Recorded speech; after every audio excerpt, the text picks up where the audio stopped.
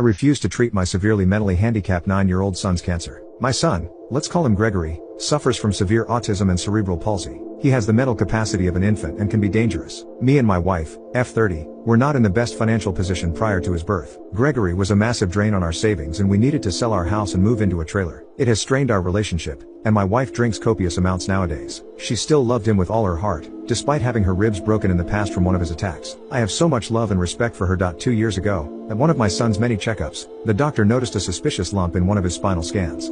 I was told he needed a biopsy, and it could happen the very next day. My wife was not able to make any of the doctor's visits because her job did not allow her to take the time off. The biopsy scan results arrived 2 days later, showing an early stage cancer was growing. My doctor said that it was entirely treatable, and we caught it very early. I may sound like a jerk, but I immediately thought of the days before Gregory was born. When my wife was happy, our lives were stable, and we still had hopes for the future. Remembering my broken wife of today instilled a deep feeling of letting go. I was going to make the decision to refuse all treatment for my son.